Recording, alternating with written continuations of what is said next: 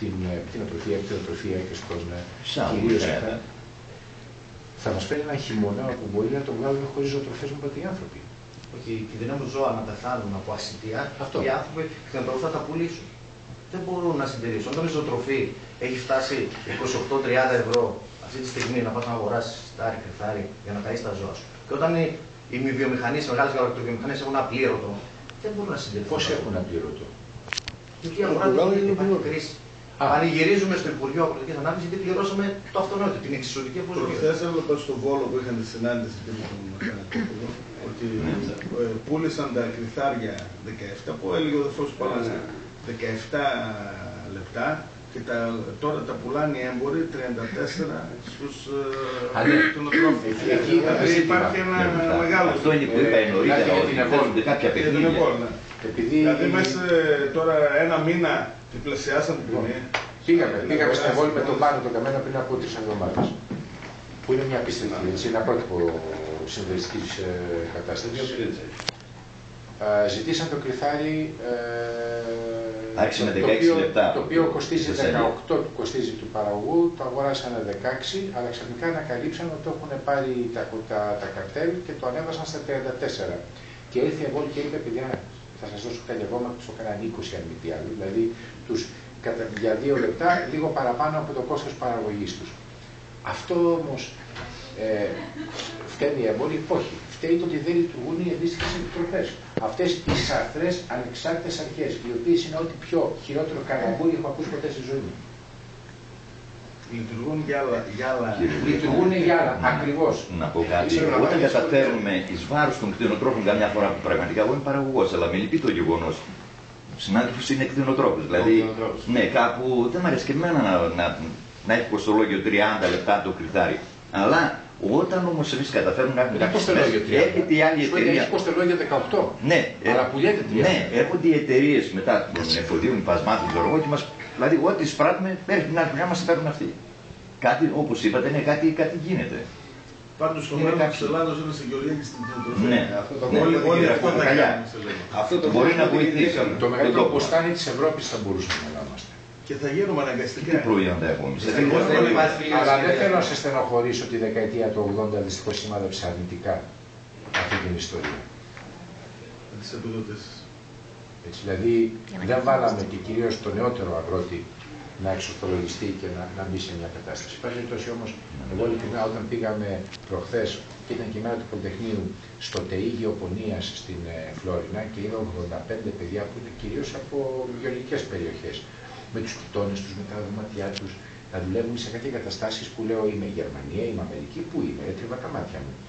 Και αυτά τα παιδιά θα πέσουν σαν και εσάς καλή ώρα μέσα στην παραγωγή, δίπλα στον πατέρα και στον παππού.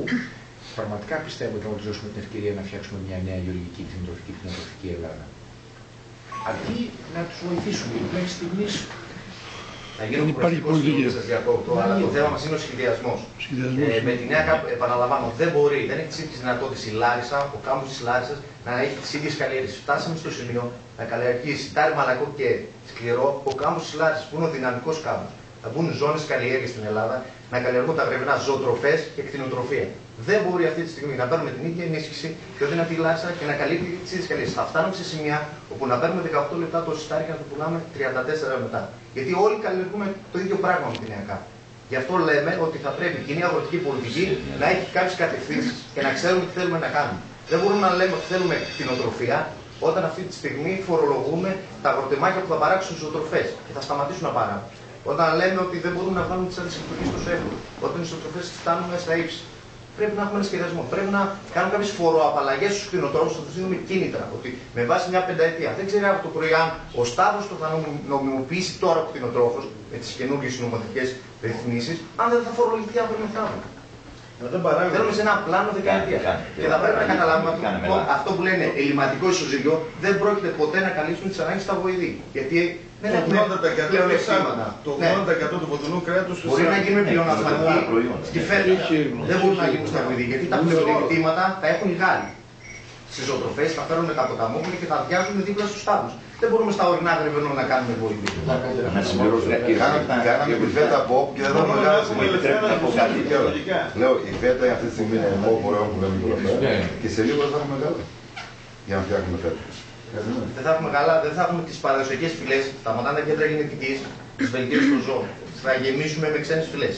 Λακών, τα ισπανικά, τα σαφ, το καραγκούνικο, όλα αυτά τις παραδοσιακές φυλές κοντεύουν να εκλείψουν. Πάμε σε ένα σχεδιασμό για αυτό που θέλουμε. Είναι πάρα πολλά προβλήματα. Σε όλα τα είδη. Μιλάμε για τα εγωπρόβατα, αλλά φαντάζομαι και οι αγελάδες. Τα αγελάδες, εγώ δεν το θέτω πάρα πολύ το θέμα. Κατά βάση η φέτα βγαίνει από... Γιατί το συγκριτικό πλεονέκτημα της χώρας μας είναι η εγωπροβατοτροφία. Να επισημάνω λίγο κάτι, δεν ξέρω αν φυσικά μπορεί. Εμείς είμαι πολύ σίγουρος ότι τα προϊόντα τα δικά μας, μιας και είπε ο Γιωκόνος για το δεινό του κρέας, τα τυριά, θεωρώ ότι τα προϊόντα τα δικά μας είναι πολύ πολύ ανώτερα από τα ευρωπαϊκά. Να πούμε κτηνοτρόφοι που είναι και μετακινούμενοι, εδώ τα Γρεβενά έχουν μια ιδιαιτερότητα. Δεν μπορεί τώρα αυτοί οι άνθρωποι. Και φοβάμαι ότι υπήρξαν και τέτοια. Εγώ εμένω πάλι εκεί. Δεν μπορεί να έρχονται προϊόντα στα ράφια και να μην υπάρχει, ξέρω εγώ, η προέλευσή του από πού είναι. Να γίνει κάτι σωστό, να υπάρξει μια εξυγίανση. Δήμαρχε, πριν από 4 χρόνια, όταν ακόμα όπως και τώρα τελευταία, έπαιρνα το μικρόφωνο και έτρεχα σε όλη την Ελλάδα για να κάνω τα ρεπορτάζ μου. Ανέβηκα στους ορεινούς όγκους της Φιόκηδας, της Λαμίας.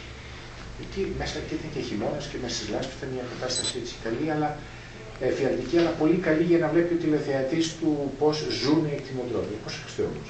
Βρέθηκα σε μια, ας το πούμε, στάνη, με ικανό αριθμό εγωπροβάτων, μέσα στη λάσπη.